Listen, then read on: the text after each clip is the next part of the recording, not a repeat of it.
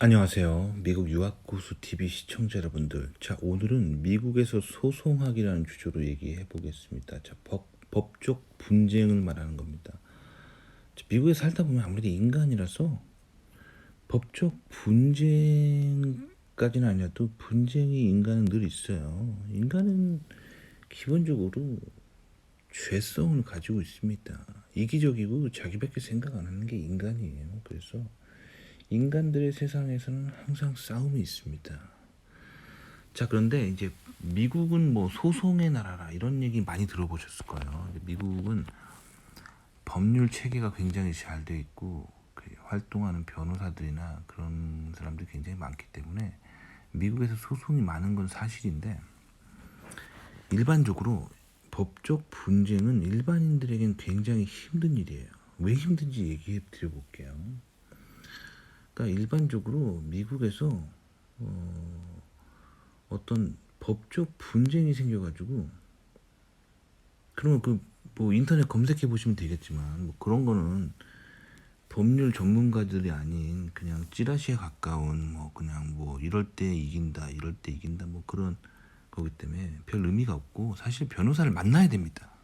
근데 이제 변호사들이 보통 상담 한 번 받는데, 뭐 미국 같은 경우 물론 이건 변호사에 따라 다르지만 이제 제 주변의 케이스를 보면은 자기의 법적 분쟁 때문에 상담 한 번 받는데, 그러니까 내가 뭘 잘못했고 상대방이 뭘 잘못했는지 법적으로 뭐 그런 그 케이스를 바탕으로 이제 변호사 상담 한 번 받는데, 제가 사는 동네에 주변의 변호사들은 상담 케이스 한 건에 뭐 한 170에서 180불 정도 받아요. 그러니까 한국 돈으로 대충 환율로 계산하면 내가 법률 소송에 휘말렸을 때, 아, 이거 법적으로 어떻게 대응해야 될지 그런 조언 한번 받는데 한국 돈으로 한 20만 원이 드는 거예요. 그러니까 일반적으로 뭐 동네에서 그냥 슈퍼마켓 하시는 거나 뭐 그러신 분들은 뭐 물건 한번 잘못 팔아가지고 물건이 상했어요. 그래서 고객이, 커스터머가,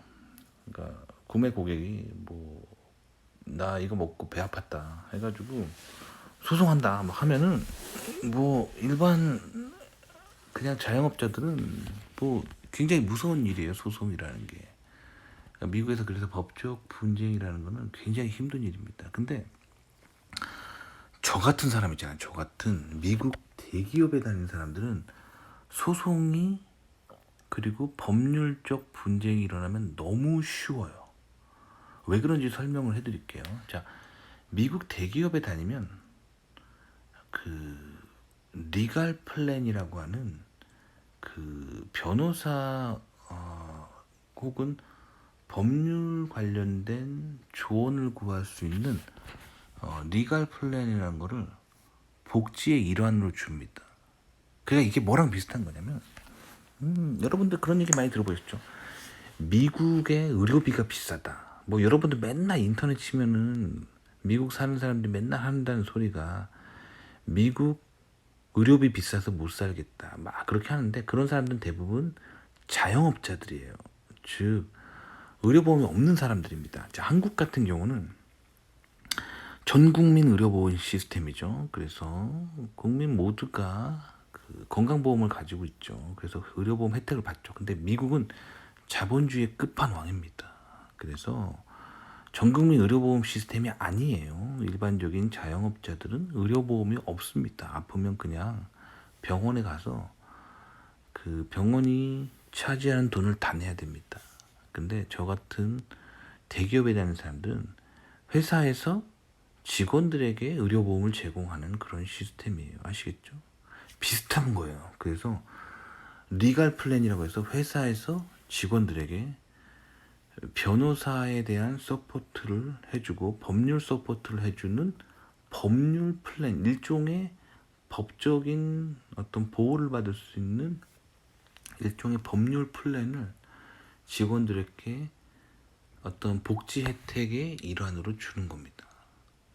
그러니까 저 같은 사람들은 누군가를 소송하거나 소송당했을 때 대응이 너무 쉬운 거예요. 이제 회사에서 주는 리갈 플랜이 있기 때문에 그것만 있으면, 그 회사가 계약한 로펌이라고 하죠. 로펌이 있어요. 그래서 그 로펌에 그 소속된 변호사가 엄청 많아요. 정말 수백 명의 변호사를 가진 그런 어떤 로펌과의 계약이 돼 있어요. 저희 그러니까 미국 대기업들이. 그래서 회사에 소속된 그 로펌에 소속된 변호사들에게 다양한 법률 상담을 받을 수 있습니다. 뭐 예를 들면 집 구매할 때 법적인 문제라든가 혹은 사기당했을 때, 그리고 뭐 혹은 이혼할 때, 혹은 뭐 죽을 때 유언에서부터 뭐 자동차 사고에서부터 다양한 어떤 법적인 분쟁에 각종 전문가들이 다 도와줍니다. 그리고 그 대기업, 미국 대기업의 리갈 플랜이라는 게 있으면 이 법적인 어떤 조언을 사실 거의 공짜로 받을 수 있는 거예요. 그런 복지 혜택이 있습니다. 그러니까 소송을 당하거나 소송을 하기가 너무 쉬운 거예요. 그러니까 미국에서 대기업 다닌 사람들을 함부로 건들면 안 됩니다.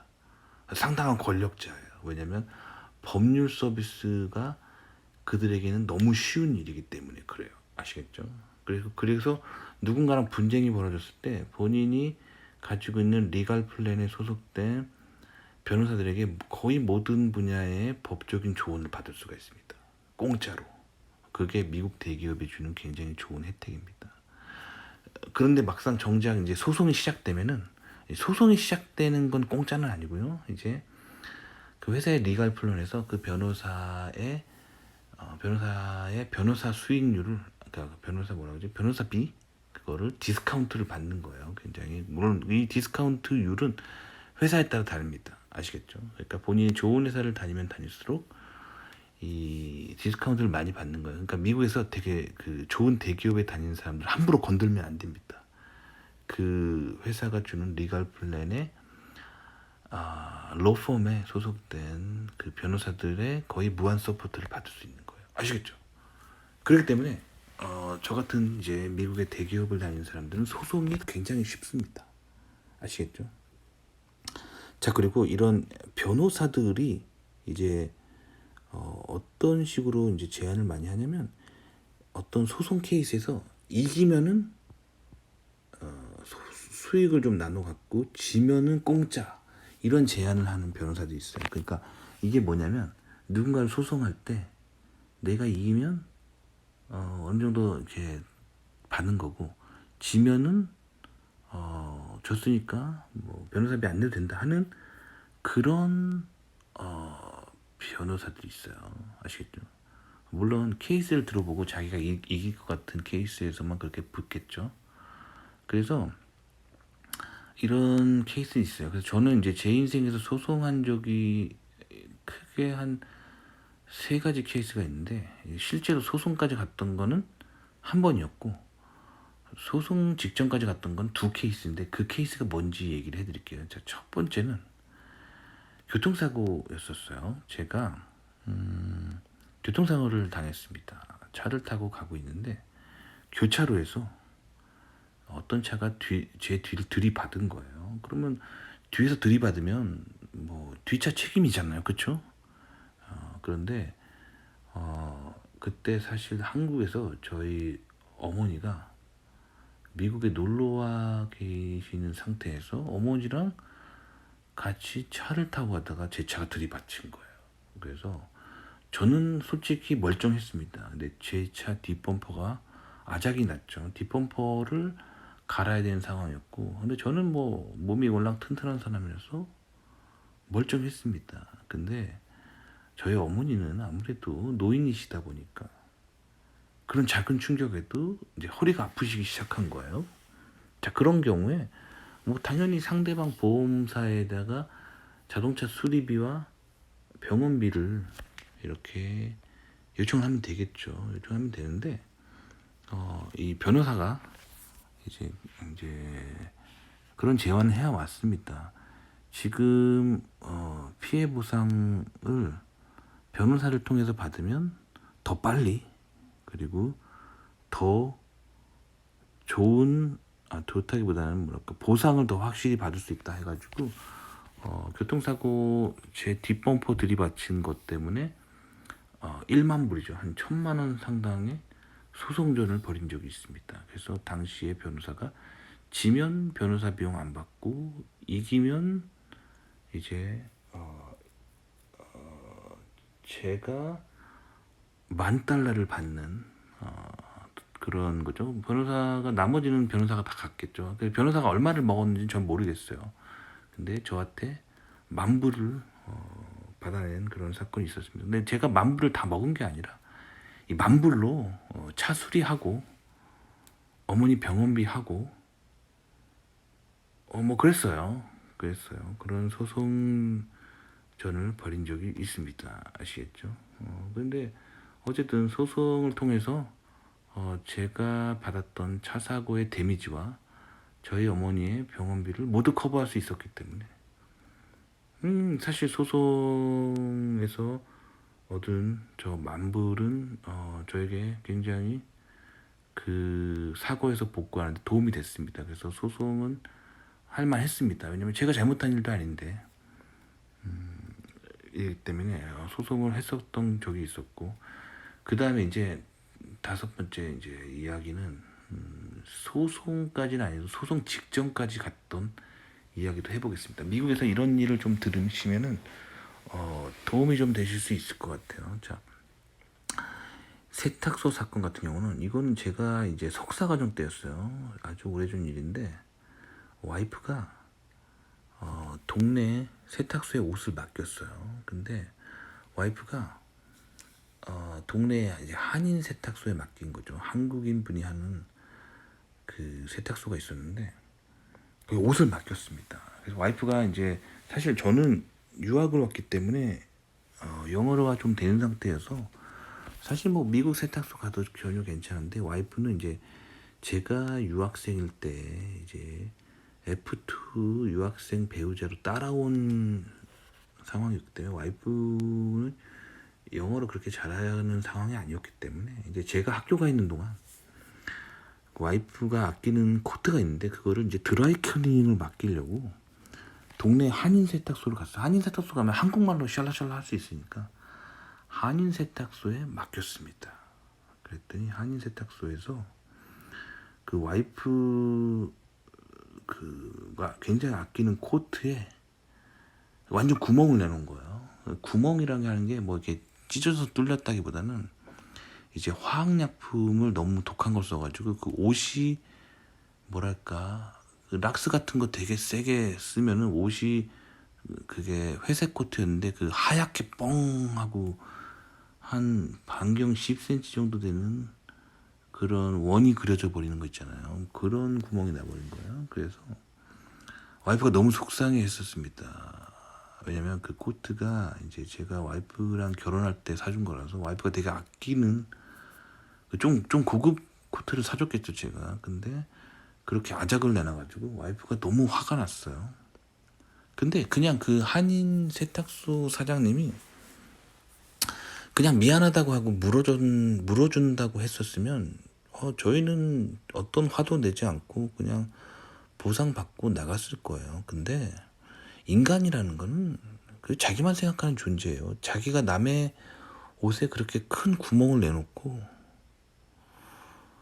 그거를 안 물어주려고 하는 거예요. 그래서 뭐라고 했냐면 그때 세탁소 사장님이 거짓말을 지어내는 거예요. 저희 와이프를 가리키면서 제가 따지러 갔거든요. 와이프랑 같이. 근데 와이프를 가리키면서 저 여자분이 옷의 저 특정 부위에 얼룩이 심하게 있기 때문에 그것을 없애달라고 특별한 표백제를 주문했기 때문에 자기는 그 요청에 따라서 그 독한 표백제를 그 부위에 발랐고 그 결과 저렇게 하얀 구멍이 난 거다.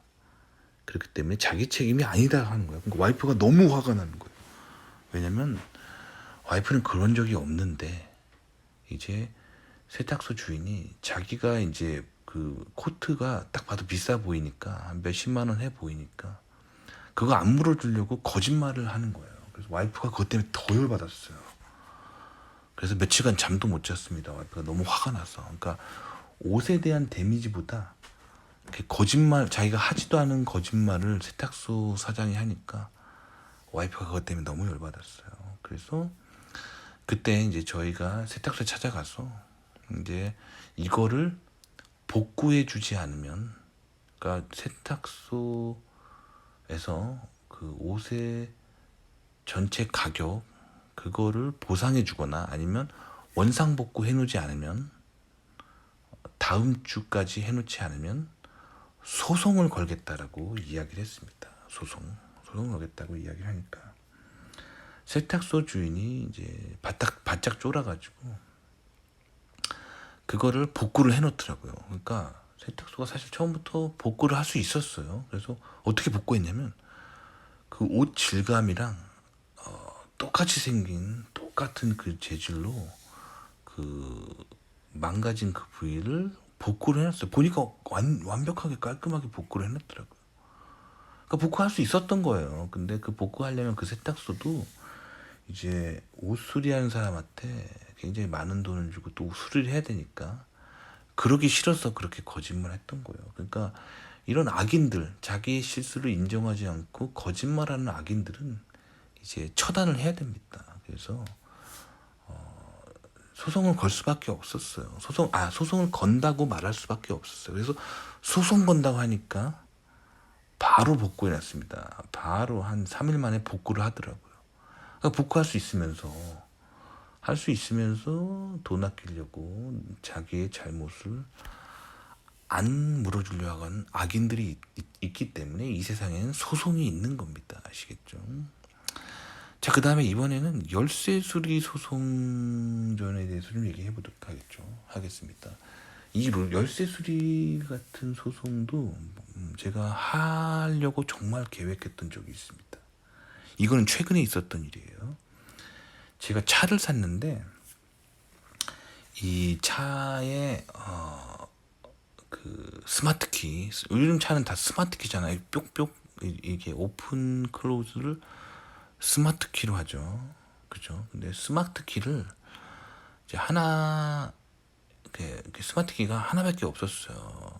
분실해가지고. 그래가지고 이 스마트키를 이제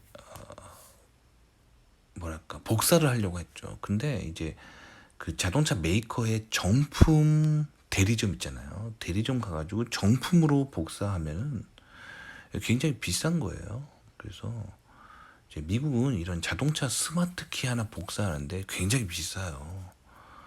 뭐 일반적으로 자동차 스마트키 복사 한번 하려면 한 400불에서 500불 정도 듭니다. 한국은 그 정도까지는 아니에요. 한국은 스마트키 정품으로 대리점에서 복사하려면 한 30만 원 들지 않나요? 근데 미국은 거의 한 2배 정도 들어요. 그래서 4, 500불, 좀 좋은 차들은 600불 이렇게 듭니다. 그러니까 굉장히 비싸죠. 근데 미국도 그렇고 한국도 그렇고 정품 대리점이 아닌 이 동네 열쇠 수리공 아저씨들이 요걸 또 소위 말하는 이렇게 짝퉁키로 이렇게 복사를 해주시죠. 그러니까 유니버설 키라고 해서 그냥 인터넷에서 파는 그런 만능 리모트 키로 복사해 주시잖아요. 해줍니다. 소위 말하는 B자 스마트 키죠.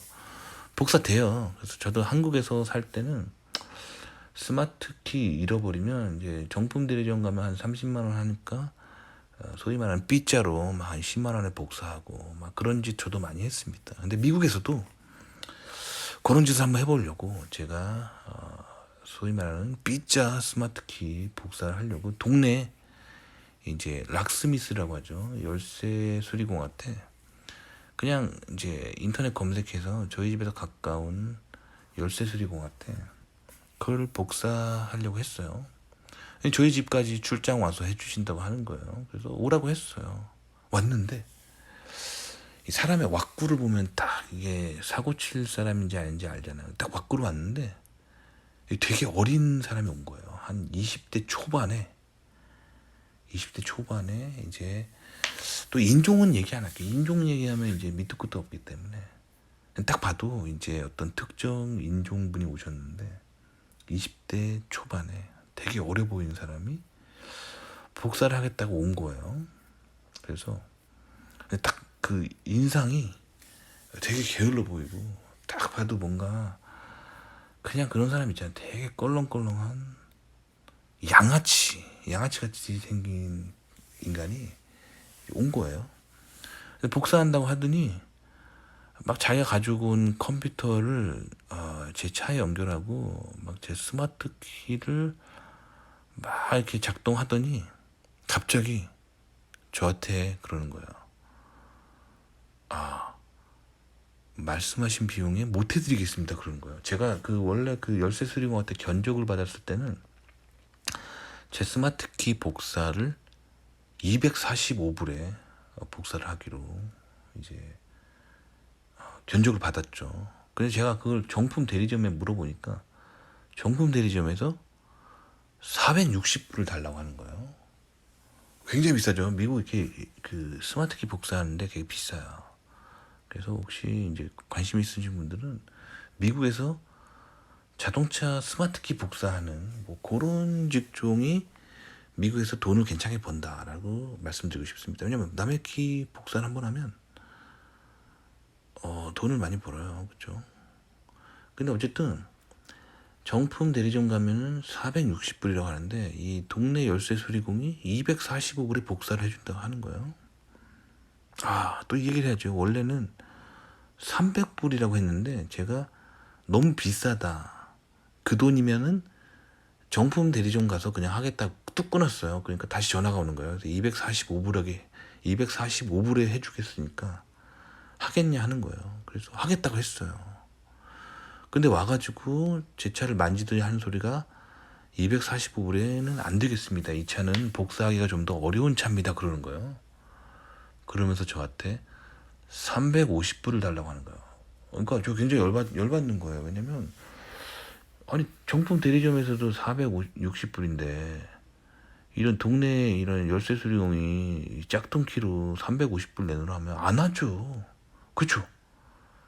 한 110불만 더 내면 정품으로 할 수 있는데 뭐 그 짝퉁을 350불에 줘요. 그래서 안 되겠다 했어요. 안 되겠다 하니까 갑자기 이 사람이